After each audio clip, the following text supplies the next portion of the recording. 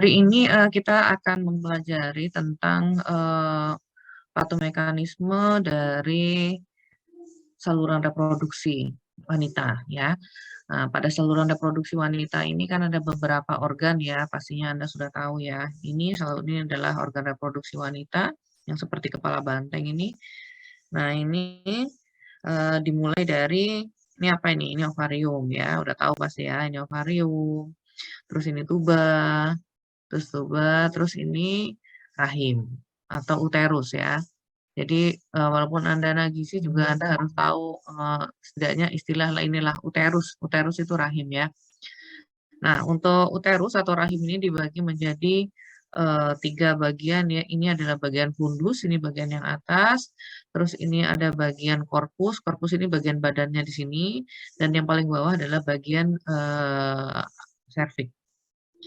Ya, serviks ini namanya adalah apa ini leher rahim ya. Anda kalau apa bahasa umumnya gitu.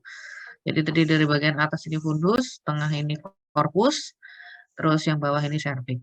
Nah, kalau bagian korpus, ini korpusnya itu ada endometrium sama ada miometrium. Kalau miometrium, pokoknya kalau ada kata-kata mio itu artinya otot. Ya, jadi ini adalah ototnya nih. Nah, ini adalah bagian ototnya, namanya miometrium. Ini juga bagian ototnya, namanya miometrium.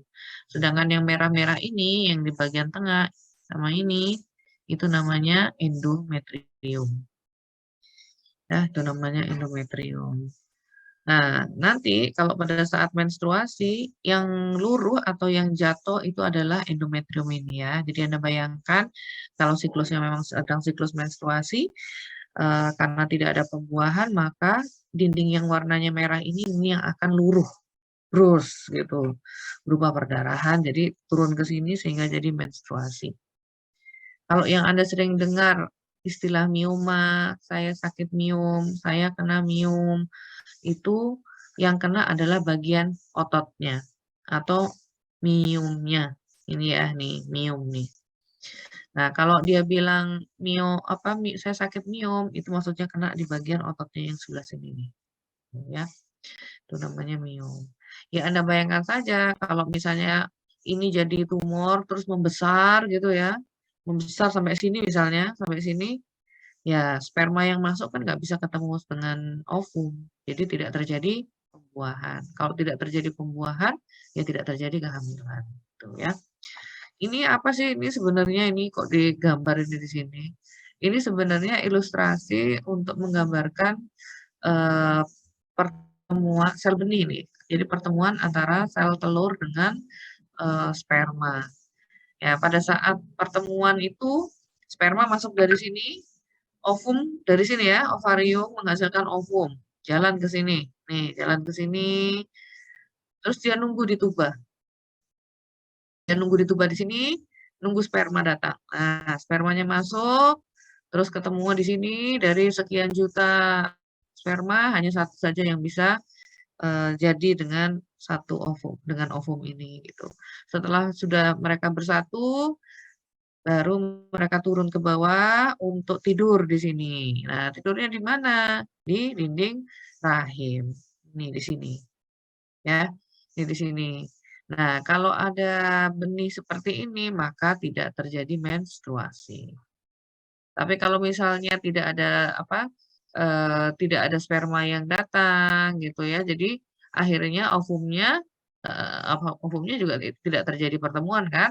Nah, ini jadi akhirnya luruh dindingnya ini gitu ya. Itu prinsipnya ya dari organ reproduksi. Namanya juga reproduksi artinya menghasilkan keturunan gitu ya. Ini adalah organ dasar daripada reproduksi wanita. Dan ini sudah kalian pelajari di SMP, di SMA. Ya, saya hanya merefresh aja ya. Oke. Ya. Nah, itu tadi gambar ilustrasinya. Ini gambar uterus tuh seperti ini. Rahim seorang wanita itu seperti ini bentuknya. Nih, ya nggak seperti ini banget ya, tapi ini bisa dibayangkan modelnya seperti ini. Ini bagian fundusnya atau bagian atasnya sama seperti ini. Nah, ini yang di sini, di sebelah sini, di sebelah pinggir sini sama pinggir sini itu adalah bagian dari miometriumnya. Nah, yang putih-putih ini siapa? Nah, yang putih-putih ini ovariumnya. Jadi Anda jangan bayangkan ovarium itu bulat cantik gitu. Enggak, dia enggak gitu bulat, agak lonjong gitu nih. Bentuknya seperti ini. Ya, ini ovarium, ini ovarium. Ovarium ada dua di kiri dan sebelah kanan. Terus ini adalah tuba falopinya. Nih, kalau di sini kan digambarkan seperti pipa cantik gini ya. Nah, tapi aslinya tidak seperti itu juga nih. Dia seperti penggantung gitu loh nih. Nah, ini tuh namanya tuba. Ini namanya tuba. Ya, ini refresh aja dulu. Ya, uterus atau rahim tadi dia bervariasi tergantung usia dan paritas dari individu. Paritas itu adalah kekerapan mempunyai anak. Jadi kalau ditanya paritasnya berapa, misalnya paritas berapa tuh artinya jumlah anaknya berapa, jumlah kehamilannya tuh berapa kali gitu kelahirannya. Paritas gitu ya. Nih, jadi eh, kalau tidak terjadi kehamilan itu dia bentuknya kecil, mungkin sekepal lah, kurang lebih sekepal. Nah, dengan adanya kehamilan dia akan membesar. Nah, kalau sudah menopause itu nanti akan berkurang setengahnya dari berat awalnya. Nah, terjadinya proses atau siklus menstruasi tadi yang sudah saya coba sampaikan tadi itu dipengaruhi oleh kadar dari hormon-hormon di ovarium gitu ya. Ada hormon estrogen, ada hormon progesteron, ada FSH, ada LH. Nah, cervix ya, cervix. Cervix ini kalau ditanya berarti bagian uteri. Dari namanya aja cervix uteri, berarti kan bagian dari uteri. Namanya apa yang cervix gitu ya. Nah, kalau kita membaca cervix atau tadi leher rahim itu ada dua bagian. Ada bagian yang luar dan bagian yang dalam.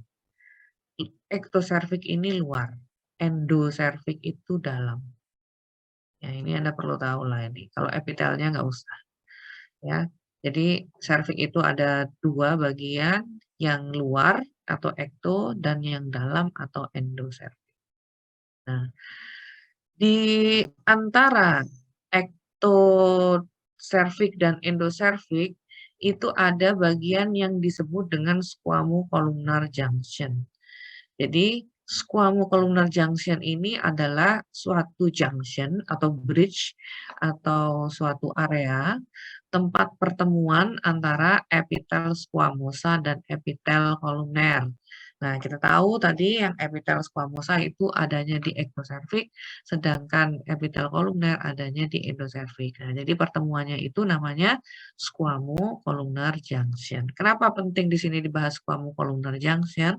Karena di squamocolumnar junction inilah tempat berkembang biaknya yang tersering virus HPV.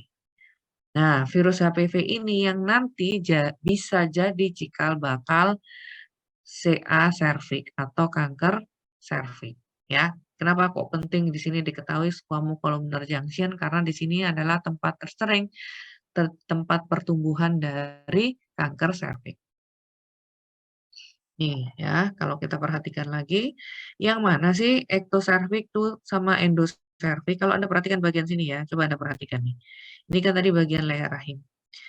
Yang disebut dengan ekto itu yang luar itu yang ini. Nih, ini ekto. Ya, ini ektoservix. Endo yang mana ini? Yang dalamnya. Ini endo. Ya, ini endo. Nih, endo, cervix. Sorry. Ini endoservix, ini ektoservix. Nah, berarti squamocolumnar junction di mana? Squamocolumnar junction tadi kan tempat pertemuannya ya. Jadi tempat pertemuannya adalah di sini. Nih. Jadi tempat pertemuan ini kan tadi batasnya dari endoservix di sini, batasnya ektoservix di sini. Nah, ini jadi pertemuan ini yang disebut dengan squamocolumnar junction. Ya. Nah, sekarang kita ke bagian dalam dari rahim. Ada yang disebut dengan endometrium. Nah, endometrium ini kalau terjadi suatu kelainan, maka dapat menyebabkan terjadinya perdarahan. Ya, jadi kalau misalnya seorang wanita datang dengan keluhan perdarahan, mau dia perdarahannya banyak atau perdarahannya berubah bercak-bercak, pikirkan pertama kali kemungkinan kelainannya di endometrium dulu, sebelum ke lain-lain. Ya, jadi kalau misalnya, seorang ibu sudah menopause, kalau menopause artinya kan sudah tidak menstruasi ya, sudah tidak menstruasi. Nah, kalau pada wanita menopause itu sampai ada perdarahan walaupun itu hanya bercak-bercak, itu sesuatu. Jadi tidak boleh dibiarkan. Jadi Anda sebagai, anak yang berkecimpung di dunia kesehatan juga harus ngerti ya, kalau misalnya sampai ibu atau nenek yang sudah menopause, tapi ternyata ada bercak-bercak perdarahan atau bahkan sampai seperti menstruasi, langsung diperiksakan. Dan Anda boleh pikirkan itu kemungkinannya ada kelainan pada endometrium, ya, di endometrium. Nah, jadi bisa juga disebabkan selain karena dari endometriumnya sendiri, bisa juga karena ada pengaruh hormonal, ya, pengaruh hormonal dari siapa? Pengaruh hormonal dari yang dihasilkan oleh ovarium dan kelenjar pituitari, ya. Kelenjar pituitari ini ada di otak. Nah, kalau sampai terjadi perdarahan pada endometrium, apa saja yang bisa dipikirkan? Ini yang bisa dipikirkan. Ada endometritis kronik. Nah, kalau ada akhiran tis berarti artinya apa? Ada apa? Kalau ada titik-titik tis gitu belakangnya. Menunjukkan ada apa?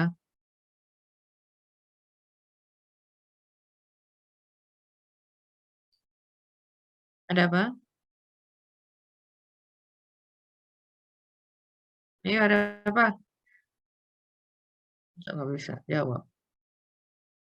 Kalau ada ini kayak ini nih, endometritis, gastritis, nah itu berarti ada apa tuh? Ada proses apa di situ? Nih ada belakangnya tis, tis, tis ini. Ada apa? Radang, dok, atau infeksi. Ya, jadi ada peradangan ya. Jadi kalau misalnya ada kelainan terus belakangnya tis itu artinya ada peradangan ya. Kalau di sini namanya endometritis berarti ada radang di endometrium gitu. Kalau ada gastritis artinya ada radang di gaster. Gaster itu lambung ya. Ya jangan jangan nggak ngerti ya, belakangnya ada tis-tis itu berarti radang. Nah, jadi kalau misalnya ada perdarahan gitu ya, yang bisa dipikirkan adalah satu, bisa endometritis atau ada polip. Nah, polip ya, polip ini adalah benjolan yang bertangkai. Terus ada leiomioma. Leiomioma ini bahasa umumnya miom ya. Leiomioma berarti kelainannya ada pada otot ya, ototnya. Terus ada neoplasma endometrium. Kalau neoplasma ini artinya tumor. Jadi ada tumor di endometrium. Entah itu tumor yang jinak ataupun tumor yang ganas. Nah, itu perlu pemeriksaan ya. Jadi ini yang perlu dipikirkan. Nah, ada lagi ini yang disebut dengan hiperplasia endometrium. Ini cukup sering ya. Hiperplasia ini artinya penebalan. Nah, jadi kalau misalnya ada hiperplasi endometrium, itu artinya ada penebalan dari endometrium. Mengapa kok menebal? Karena sel-sel kelenjarnya bertambah, ya. Karena sel-sel kelenjarnya bertambah. Anda perhatikan gambar ini. Ini gambar endometrium yang normal yang sebelah kanan nih, ya. Ini hanya segini tebalnya nih. Endometriumnya cuma segini tebalnya. Sementara pada keadaan hiperplasia itu dia menebal. Nih menebalnya sampai segini ya. Dari sini sampai ke sini. Nah, itu menebal nih. Dari sini sampai ke sini. Dari sini sampai ke sini itu menebal. Inilah yang disebut dengan hiperplasi endometrium ya. Penyebab terbanyak dari perdarahan yang abnormal, kan ada perdarahan yang normal ya, perdarahan yang normal itu menstruasi. Kalau perdarahan yang abnormal itu berarti dia di luar siklus menstruasi dia tetap perdarahan. Nah, itu biasanya karena adanya stimulasi yang memanjang dari estrogen. Nah, hormon estrogen itu kalau kebanyakan ya nggak baik. Ya, jadi kalau kebanyakan dia dapat menyebabkan terjadinya penebalan dari endometrium. Ya. Ya, ini jadi proliferasi itu artinya pertambahan ya. Proliferasi itu pertambahan jumlah kelenjar. Jadi kalau misalnya Anda ditanya kalau hiperplasi endometrium itu artinya apa? Ada proliferasi ini ya. Ada proliferasi atau pertambahan jumlah kelenjar di endometrium. Nah, itu aja yang perlu Anda tahu ya. Nah, kalau kita lihat di bawah mikroskop, gambarannya seperti ini. Jadi, harusnya kelenjar di endometrium itu jarang. Maksudnya eh, antar kelenjar gini dia jaraknya tuh sama, terus bentuknya itu juga sama, bulat, bulat, bulat, bulat, bulat. Nah, ini kan macam-macam bentuknya ya. Bentuknya macam-macam dan juga dia bertambah banyak. Nah, ini sama ini bedanya apa? Yang simplex ini itu artinya terjadi pertambahan kelenjar, tapi dia masih apa namanya jarang-jarang kayak gini. Ya, ada jaraknya lah antar kelenjar. Sementara kalau yang di kompleks itu dia jaraknya lebih kecil atau saling berdekatan. Ini Anda perhatikan, saling berdekatan kan? Ini saling berdekatan, saling berdekatan, saling berdekatan. Kalau hiperplasia kompleks ini terjadi mutasi, dia dapat menjadi kanker. Ya. Nih, ya, beda kan ya antara yang kiri dan kanan ini hiperplasia simplex, ini hiperplasia yang kompleks. Ya. Namanya juga kompleks, kalau kompleks kan pasti berdempet-dempetan gitu ya. Nah, ini adalah kelainan-kelainan yang menyebabkan terjadinya pemanjangan estrogen. Nah, pada keadaan obes, pada menopause, terus penyakit ovarium kistik. Nah, ini biasanya orang umum bilangnya kista-kista itu ya, kistik, kista. Ada tumor, ada hiperplasia, ada pemberian terapi estrogen. Jadi ini estrogennya, kenapa kok ada pemberian terapi estrogen? Nah, biasanya pada orang yang sudah menopause, di mana estrogennya sudah berkurang, itu dapat menimbulkan kelainan-kelainan. Biasanya kelainannya itu berupa pada wajah itu terasa panas gitu. Terasa panas, terus ada keluhan yang tidak enak di badan. Akhirnya diberikanlah suatu estrogen. Ya, akhirnya diberikanlah suatu estrogen di mana terapi estrogen ini ternyata justru malah dapat menjadi pemicu terjadinya kelainan-kelainan pada endometrium. Jadi perlu dipertimbangkan gitu ya.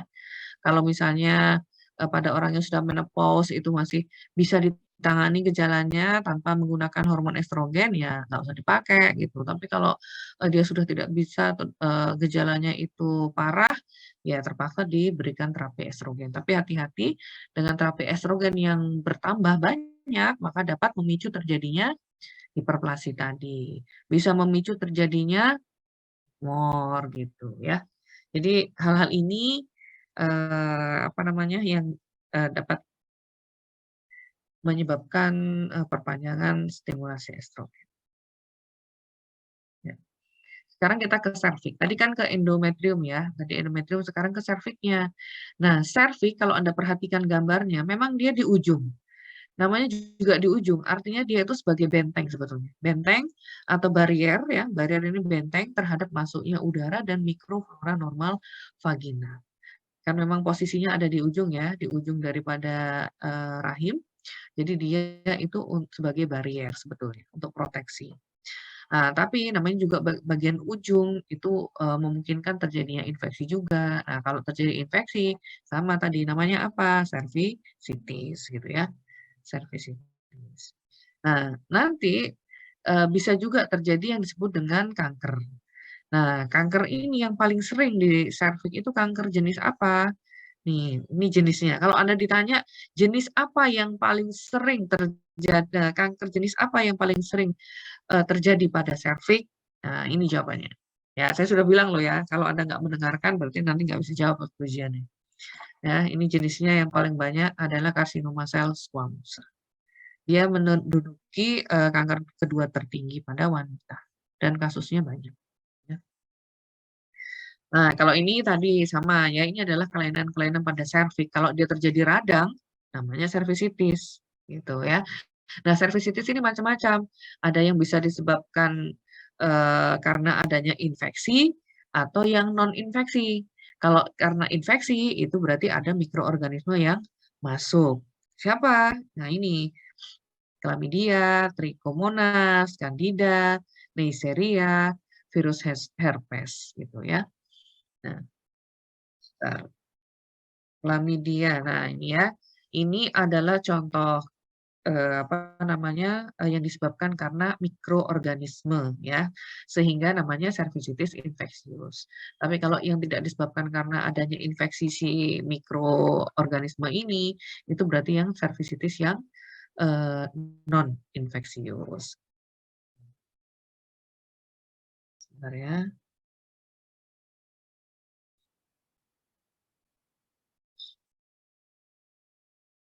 Oke. Nah, ini nanti silakan Anda baca sendiri, ya itu tentang serviks tadi. Ini adalah pemeriksaannya. Pemeriksaannya itu bisa dengan dibiarkan, bisa dengan tes sealer, atau biopsi. Nah, kalau tadi radang, ada yang non radang. Nah, yang radang siapa? Polip. Sebentar dulu ya. Saya ntar saya izin.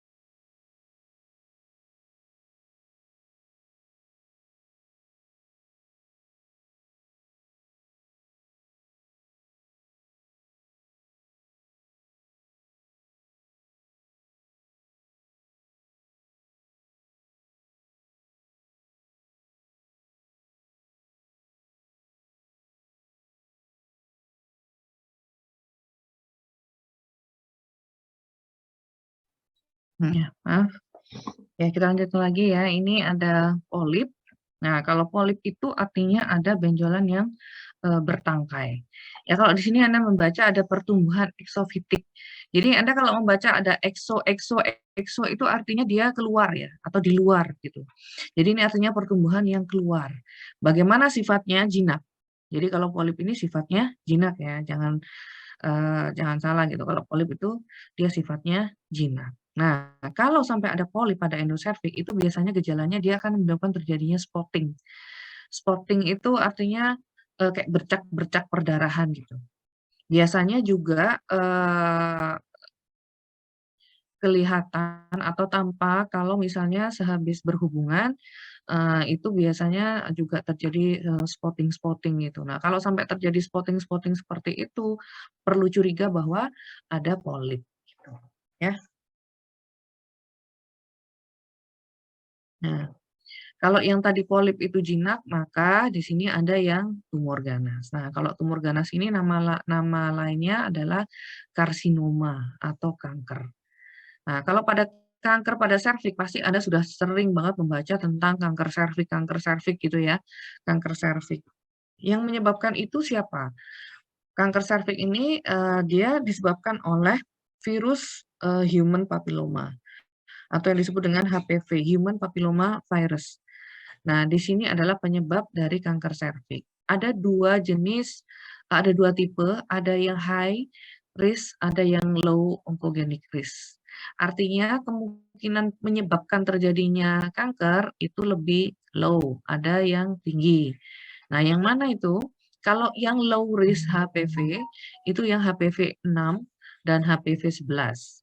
Sedangkan yang high risk HPV, itu yang HPV 16 dan 18. Nah, kalau ini yang dapat menyebabkan terjadinya kanker serviks, ya.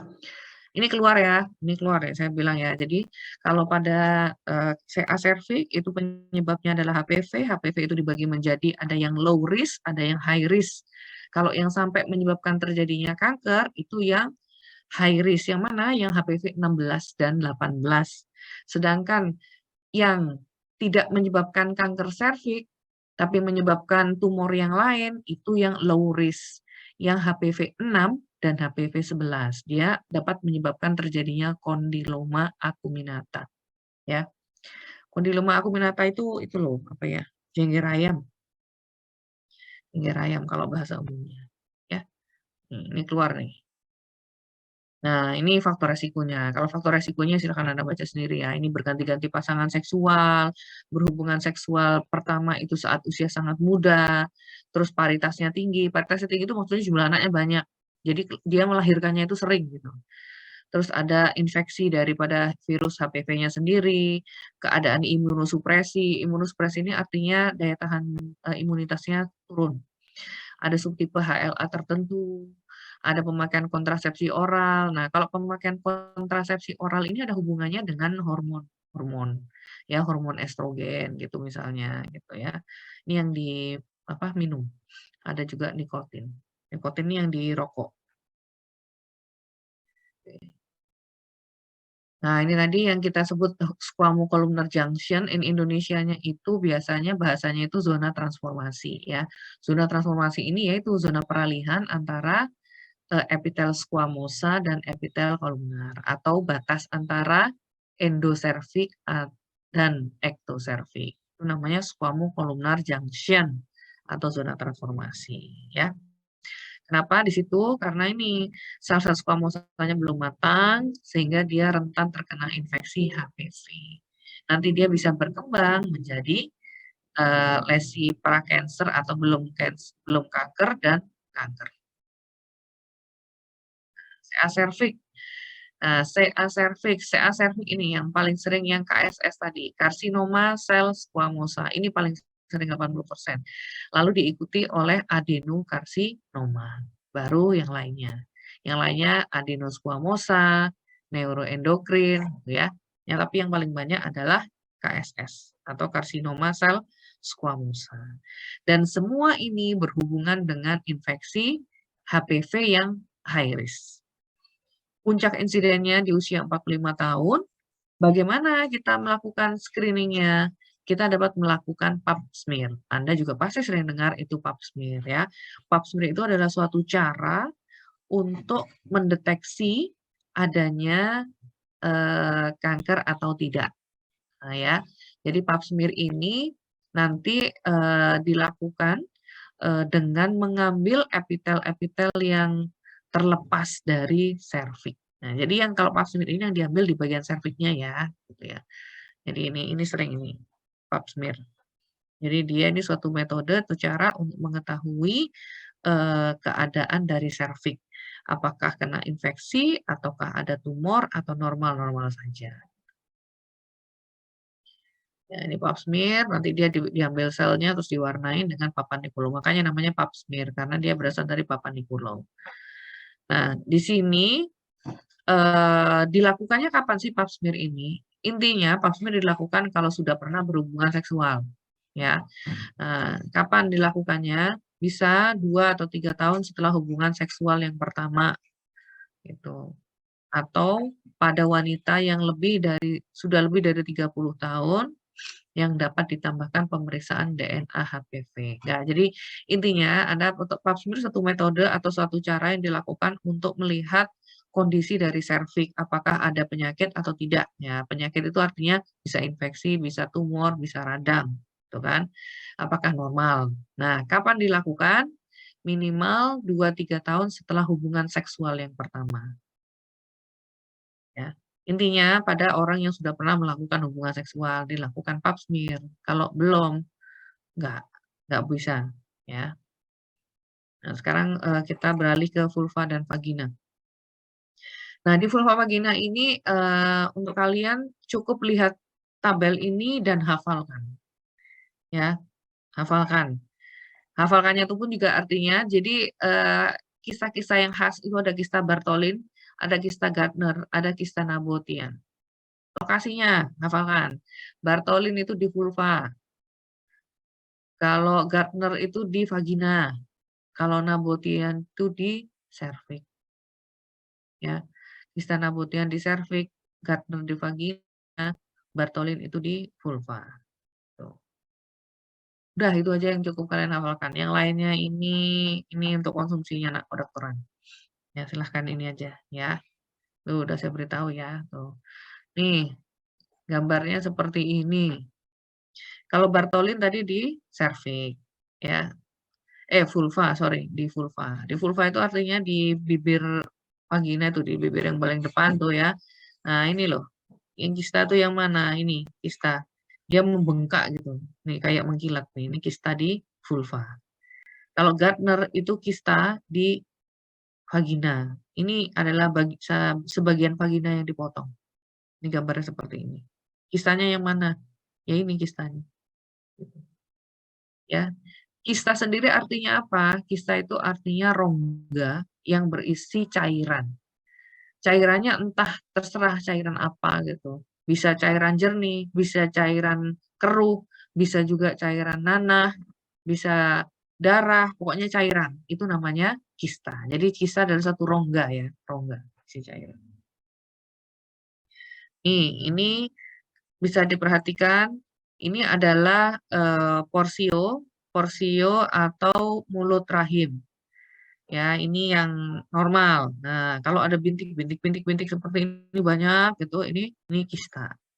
Kalau ini dipotong, diperiksa di patologi anatomi, bentuknya seperti ini. Nih, ini loh kista nih. Ini kistanya seperti ini belum dipecahkan ini. Kalau ini dipecahkan isinya bisa cairan jernih, bisa cairan nanah, bisa apa, tergantung. Pokoknya kista, ya ini namanya kista, suatu rongga isi cairan. Ya. Namanya vaginitis, artinya ada peradangan pada vagina. Nah, biasanya ini hampir sama ya, vaginitis sama cervicitis itu berdekatan, jadi kadang-kadang sama. Flora normalnya juga sama, gitu ya. Ya ini artinya terjadi ini ya, adanya infeksi atau adanya penyakit yang disebabkan karena penularannya secara seksual, kalau vaginitis. Nah, secara fisiologis atau secara normalnya, vagina itu pH-nya, keasamannya itu terjaga oleh adanya kuman Lactobacillus, ya. Jadi terjaga pH-nya itu di bawah 4,5. Jadi artinya pH-nya vagina itu asam. Kalau sampai pH-nya berubah, ini dapat menyebabkan terjadinya kelainan. Artinya apa? Kalau sampai terjadi perubahan pH, itu bisa nanti menyebabkan ketidakseimbangan eee, flora normal yang ada di vagina, sehingga memudahkan terjadinya infeksi yang lain. Maksudnya itu. Nah, perubahan pH ini dapat terjadi karena apa saja. Nah, bisa karena perdarahan, bisa karena hubungan seksual, bisa karena penggunaan vaginal dosing. Pernah tahu ya vaginal dosing ya? Itu terus sama pemberian antibiotik yang berlebihan. Nah, ini dapat menyebabkan perubahan pH vagina. Ovarium. Nah, ini ovarium secara ilustrasinya seperti ini tadi. Ini adalah ovarium. Tadi kalau Anda melihat gambaran seperti ini artinya kista ya. Jadi rongga isinya cairan. Kalau dari luar kelihatannya kayak mengkilat-mengkilat gitu. Itu kista, ini kista ovarium. Nah, kalau sampai terjadi penebalan kayak gini, ini kan pembesaran nih. Nah, ini tumor ya. Kalau kista ini dia kalau dipegang itu dia konsistensinya itu lunak, tapi kalau tumor itu konsistensinya pasti lebih padat ya, ini lebih padat, tumor. Nah, ini yang sering terjadi yang sering Anda dengar di masyarakat juga, "Saya kena kista nih, saya kena kista ovarium, jadi saya nggak bisa punya anak," gitu misalnya. Nah ini ya, ini yang disebut, kista, bahasa kerennya ini polycystic ovary. Artinya kalau poli banyak, kistik kista, jadi artinya kista yang banyak pada ovarium. Nah, ini biasanya pada sindrom apa? Nah, ada namanya sindrom Stein-Leventhal. Jadi, di sini, terjadi PCO ini, PCO atau polycystic ovarium. Artinya kistanya tuh banyak banget di ovarium. Saking banyaknya ya Anda bayangkan ya ovarium kayak tadi itu kan, yang bulat tidak tidak terlalu bulat itu lonjong, tiba-tiba di dalamnya ada bentukan kista-kista-kista yang banyak. Ya kalau kebanyakan kista nanti pembentukan, sel ovumnya bagaimana? Kan pasti terganggu perjalanannya, gitu kan. Ya kalau, pembentukan ovumnya saja terganggu, ya nanti bisa saja yang dihasilkan ovum yang jelek. Kalau ovum yang jelek atau tidak tidak dihasilkan, ovum.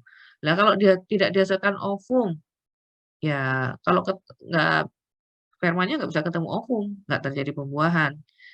Atau kalau ovumnya rusak.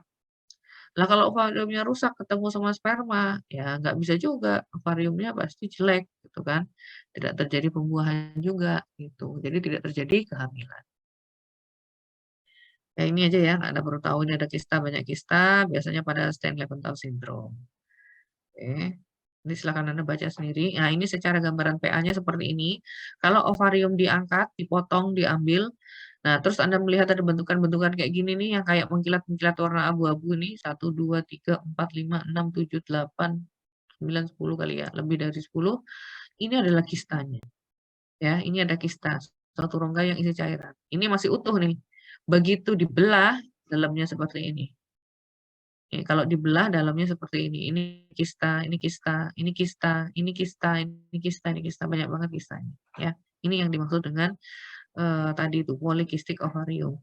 Kan kalau misalnya mau proses pembuatan ovum itu kan berjalan dari sini kan, nah ini. Lah kalau di tiap-tiap areanya ini ditempati oleh kista-kista, ya bagaimana bisa memproduksi ovum dengan baik gitu kan. Jadi, ya nggak bisa hamil. Ini juga tumor. Nah, jadi tumor ovarium sendiri itu dibagi menjadi 3. Ada yang jinak, ada yang borderline, ada yang malignan atau ganas. Ya, ada yang jinak atau benign, ada yang borderline, dan ada yang malignan atau ganas. Yang paling banyak itu yang jinak. Biasanya usianya lebih muda, 20 sampai 40-an gitu. Pada borderline lebih tua, malignan ini biasanya lebih tua usianya. Tapi adakah yang muda? Ada. Di tempat saya, di rumah sakit saya, kebetulan ini, saya juga sedang meneliti, insiden termuda di tahun 2016 sampai 2021 saya menemukan ada yang terkena CA, anak umur 14 tahun terkena CA ovarium. Itu yang termuda. Tapi memang lebih banyak yang tertua. Jadi insidensnya di penelitian saya itu kalau dilihat dari 2016 sampai 2021 itu insidensnya terbanyak adalah usia 46 ke atas sampai 65-an. Itu yang insiden tersering ya, tersering. Tapi yang termuda usia 14 tahun. Ada ya. Oke, sekarang kita lihat. Nah, sebenarnya untuk tumor ovarium itu asalnya dari mana aja sih? Gitu kan. Nah, jadi asalnya itu ada 3. Dari epitel, dari germ cell, dari sex cord stromal. Ya, ini kalau ini sih dihafalkan. Jadi tumor ovarium itu asalnya bisa dari epitel, bisa dari germ cell atau sel benih, bisa dari sex cord stroma atau dari stroma. Ya, nanti kita lihat gambarnya. Nah, ini ya Anda bayangkan ini adalah gambar ovarium. Ya, ini ovarium. Ovarium yang tadi kita lihat itu diilustrasikannya seperti ini. Ada bagian-bagiannya. Nah, yang paling luar ini, inilah bagian epitel. Ya, yang luar ini bagian epitel. Sementara yang bulat-bulat ini kan yang akan menghasilkan ovum kan. Nah, inilah yang disebut dengan sel benih atau germ cell. Nah, di antaranya sel benih ini yang kayak lapangan ini di sini di antaranya ini namanya stroma atau sex cord stroma. Ya, ini. Jadi yang bulat-bulat ini germ cell. Di antaranya ini yang warnanya kecoklatan ini semuanya ini itu sex cord stroma. Sedangkan yang di tepi-tepi paling luar ini adalah epitel. Nah, kalau di sini, nah ini Anda dengarkan, ini pasti keluar salah satu. Pokoknya dengerin aja. Ya, yang paling banyak kanker ovarium berasal dari yang epitelial. Paling banyak dari epitelial, sebanyak 65 sampai 70%. Ya. Di sini yang paling sering ini adalah tipe-tipenya. Ini Anda perhatikan ya. Ini Anda perhatikan saya aja lah. Nih, ada serous, ada mucinous, ada endometrioid, ada clear cell, ada Brenner, ada cystadenofibroma. Yang paling sering itu adalah yang paling atas, serous. Ya. Jadi kalau ditanya, kanker ovarium tersering yang berasal dari mana? Epitel. Insidennya 65 sampai 70%. Kalau dari yang epitelial, yang terbanyak jenis yang mana? Serous. Ini serous. Ya. Nah, sekarang kita beralih ke yang germ cell. Kalau yang germ cell itu namanya juga sel benih. Ini kebanyakan pada orang yang muda. Ya, orang yang muda-muda yang kena di sini, yang germ cell ini. Ini orang yang muda-muda. Nah, yang sering ini ada teratoma, ada gisderminoma, ada endodermal sinus, ada koriokarsinoma. Ini yang sering teratoma. Ya. Kalau yang dari yang paling kecil insidennya adalah yang berasal dari sex cord stroma. Udah, saya nggak jelaskan. Saya bilang ya, tadi udah ada berapa tuh saya bilang, ini keluar, ini keluar, ini keluar, tuh keluar. Ya, silakan dibaca. Nah, sekarang kita lihat patologi kehamilan. Ya, kehamilan. Nah, ini adalah kelainan-kelainannya, nggak semua kita bahas, yang penting Anda tahu aja ya. Ini ada abortus yang spontan. Ada juga penyakit tromboblastik gestasional yang disingkat PTG, ada juga kehamilan ektopik, ada juga kehamilan dengan preeklamsi. Nah, nih, ya dari sini aja kita lihat nih. Patologi kan kelainan ya, kehamilan. Jadi artinya kelainan kehamilan itu bisa apa saja. Ya, bisa abortus. Abortus artinya kehamilannya gugur, gitu kan? Udah Anda tahu semua itu pasti ya. Dan yang disebut dengan abortus itu secara definisinya itu keguguran dalam yang kurang dari 20 minggu. Kalau di atas 20 minggu namanya bukan abortus. Nah, ini ada penyakit trophoblastik gestasional. Nih kita skip aja ya. Swipe. Nah, kita swipe aja ini, swipe. Terus yang ketiga, kehamilan ektopik. Apa? Tadi ekto itu artinya apa, ekto? Ekto artinya apa?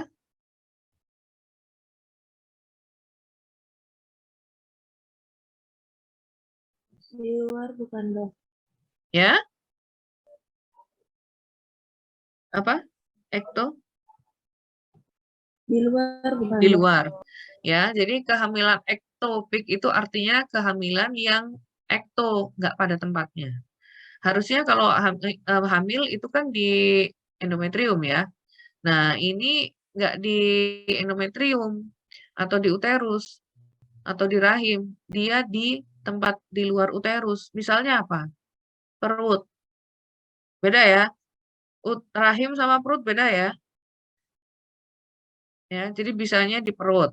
Bisa juga di yang paling sering adalah di tuba. Jadi bayinya, janinnya berkembangnya di tuba. Harusnya kan setelah mereka ketemu terjadi perkawinan, turun kan? Turun ke apa tadi ke endometrium untuk menunggu di situ selama 9 bulan. Nah, tapi ini nggak turun. Dia tetap ada di tuba. Nah, itu berkembangnya di tuba. Ya, tapi bayangkan saja tuba hanya diameternya 0,5 cm diisi oleh janin yang semakin bertumbuh ya ya nggak bisa. Akhirnya terjadi komplikasinya bisa terjadi apa namanya? Ruptur atau pecah atau robek itu tubanya sehingga terjadi perdarahan ya. Jadi kehamilan ektopik ini artinya kehamilan yang tidak yang di luar rahim. Tuh.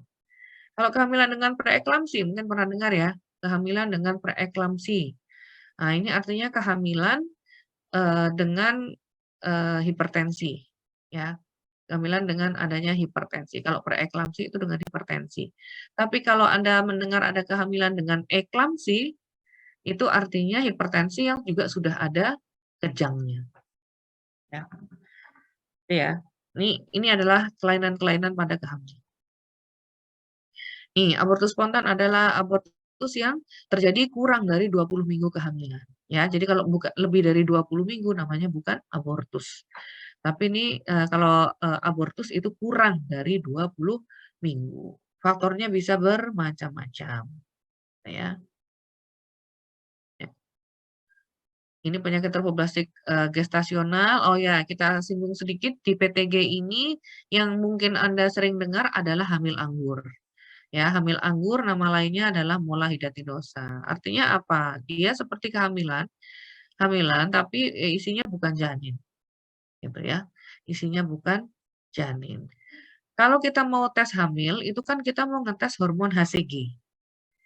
Ya, yang Anda tahu tes pack pakai urin itu kan dari HCG.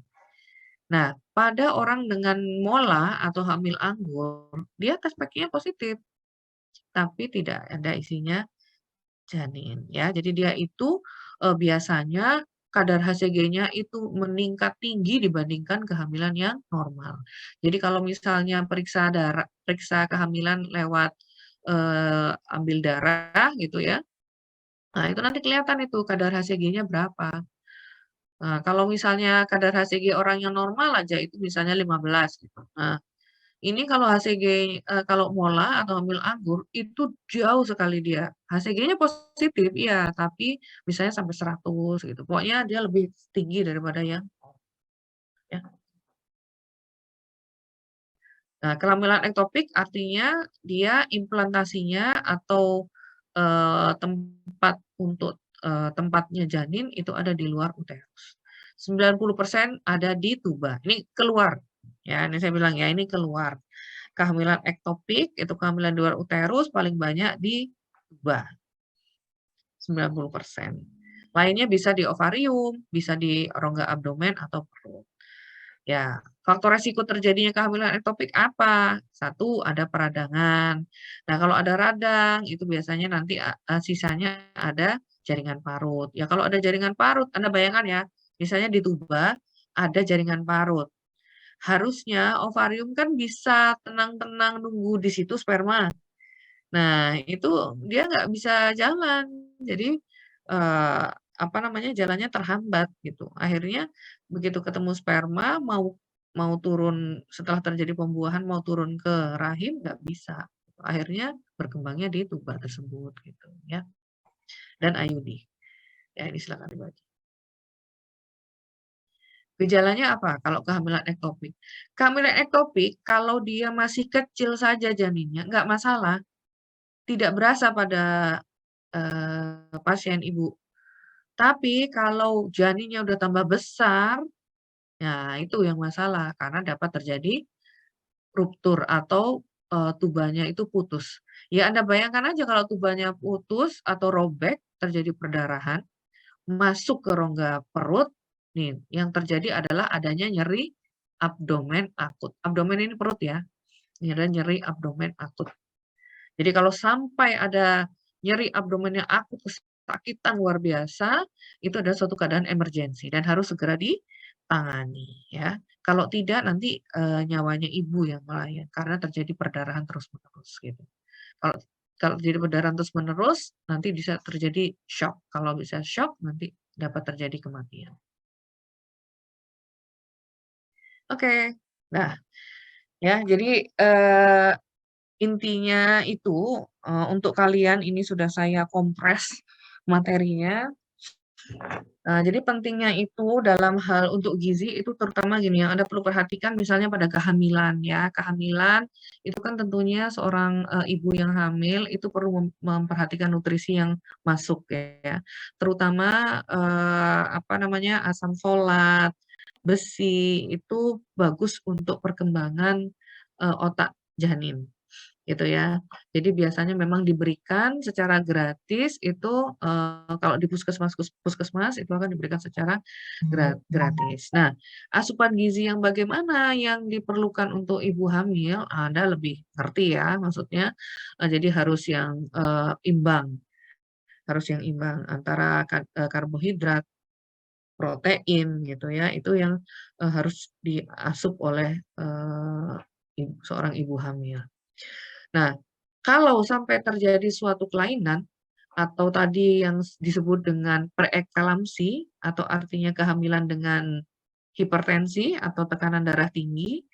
Nah, artinya pemberian makanannya pun harus yang rendah, garam, ya. Jadi makanan-makanannya harus dijaga yang rendah garam. Karena, dengan tingginya garam, yang di mana garam itu ada natrium, itu nanti dapat, meningkatkan, eee, terjadinya peningkatan tekanan darah. Kalau sampai pada seorang ibu hamil terjadi hipertensi, harus berhati-hati. Dikhawatirkan nanti pada saat kehamilannya kejang. Nah, jadi, makanya itu perlunya, pemeriksaan atau kontrol rutin ke dokter atau ke puskesmas pada setiap bulan kehamilan. Itu nanti dipantau, pasti diperiksa tuh tensinya berapa, nadinya berapa, terus lingkar perut ibunya berapa, detak jantung janinnya baik atau tidak, ada atau tidak, nah itu penting. Nah, kalau misalnya pada trimester ke berapa kehamilan, misalnya trimester 2 atau usia 6 bulan atau usia 7 bulan, ternyata pada saat kontrol tensinya tinggi. Nah, kalau sudah tensinya tinggi, itu dokternya pasti sudah waspada dan pasti akan dicek, apa namanya, kaki dan tangannya. Itu dilihat apakah ada pembengkakan atau tidak. Biasanya pada orang-orang dengan preeklamsi, kehamilan dengan preeklamsi, itu kakinya bengkak. Nanti kalau pada kakinya bengkak atau pada bagian tungkainya itu bengkak, Anda apa, Anda tekan, nah itu kadang-kadang kembalinya lambat. Itu yang namanya edema atau pembengkakan karena adanya cairan yang keluar, ya. Nah, kalau sampai ibu hamil seperti itu harus waspada, harus segera diterapi, pengobatan yang apa namanya, rawat gabung, bukan rawat gabung ya, apa, diperiksa juga oleh dokter internis. Jadi kehamilannya tuh dipantau, tidak boleh sampai hipertensi. Jadi kalau sampai hipertensi dikhawatirkan itu tadi, pada saat melahirkannya itu kejang. Nah, jadi biasanya kalau sudah ketahuan dari gizinya gimana, dari gizinya pemberian makanannya itu garamnya, rendah garam atau tidak diberikan garam sama sekali. Ya, itu yang perlu Anda tahu untuk, kehamilan dengan preeklamsi. Terus, pada di sini nggak disampaikan ya, karena, bukan masuk di reproduksi itu yang kehamilan dengan diabetes. Nah, itu juga ada. Jadi kehamilan dengan diabetes ini bisa saja terjadi pada ibu yang sebelum hamil itu normal, tidak diabetes, tapi pada saat dia hamil itu mengalami diabetes, gitu, diabetes. Jadi artinya diabetes pada kehamilan. Ya kalau udah diabetes pada kehamilan, ya untuk, asupan gizinya juga harus diperhatikan. Artinya kan harus rendah kalori, rendah karbohidrat gitu ya. Itu dari segi gizinya. Ya, dari sini ada yang ditanyakan?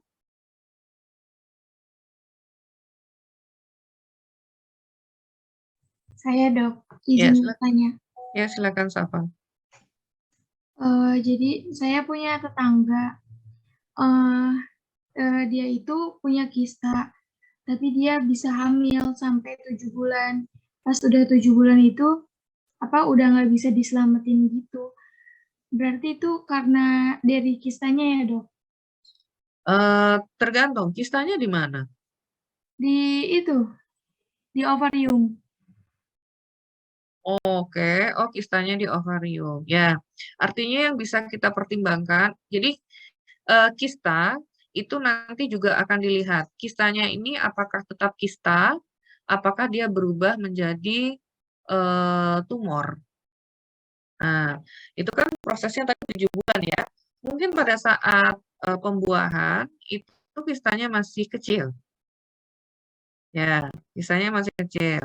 Kistanya masih kecil sehingga bisa terjadi pembuahan, sehingga hamil kan. Nah, kalau hamil artinya janinnya ada di mana tuh? Janinnya di mana?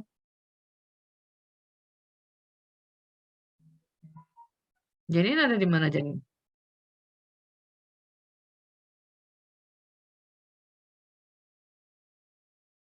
Rahim Dok. Di mana? Di rahim atau uterus. Ya, di rahim atau uterus ya. Nah, sementara kistanya di mana tadi? Di ovarium.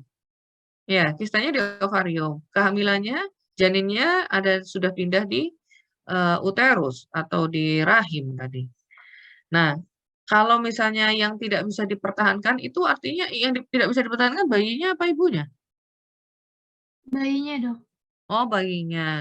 Nah, kalau bayinya itu lain hal. Maksudnya apakah memang satu bayinya ada kelainan apa enggak? Dua, di rahimnya ada kelainan juga apa enggak? Yang ketiga, bisa saja kistanya yang ada di ovarium tadi berkembang besar sehingga bisa mendesak uterus. Nah, itu yang harus diperkirakan gitu. Kalau katanya rumah sakit apa waktu itu? Meninggalnya karena apa? Kurang tahu Dok, pokoknya katanya ada kistanya gitu. Oh ya.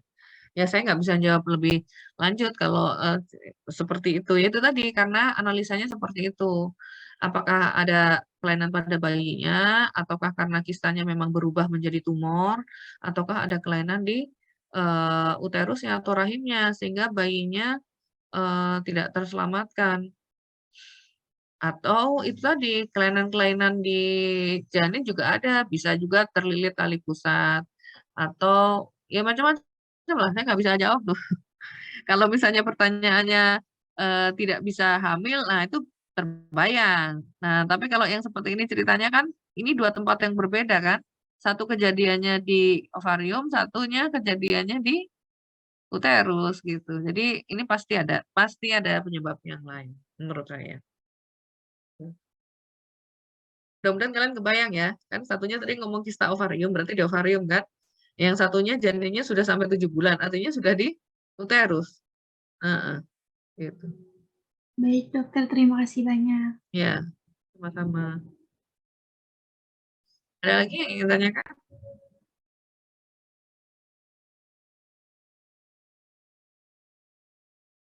Ya, silakan Isrina.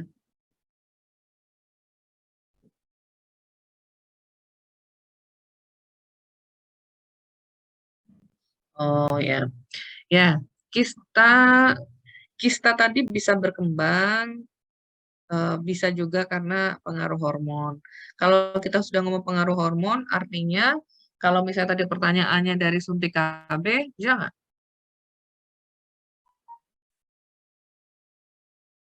Bisa jadi, bisa saja, karena kan suntik KB itu isinya hormon kan.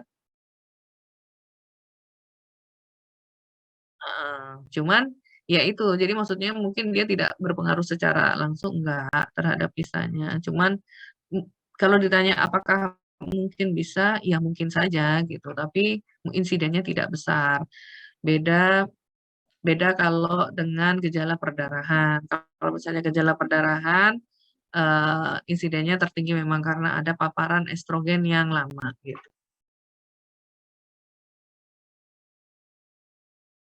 Hmm. Ada pertanyaan lagi?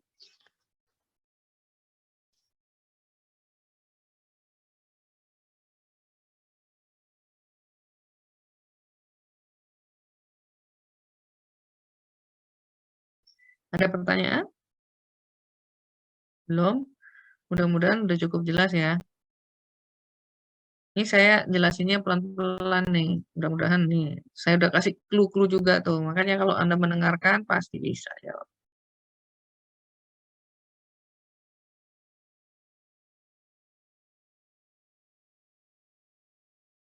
Mana?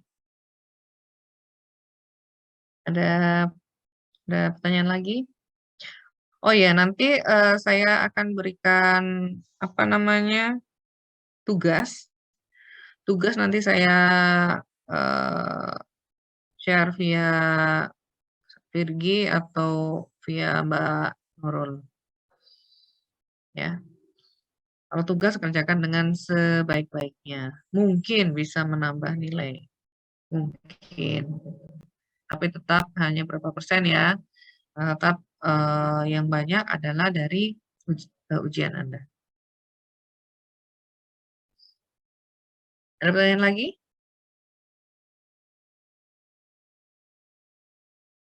Fahri baru bangun tidur. Rambutnya naik-naik. Ya. Ya. Mohon maaf ya, saya rencananya hari ini itu sebetulnya mau ngasih kuliah langsung.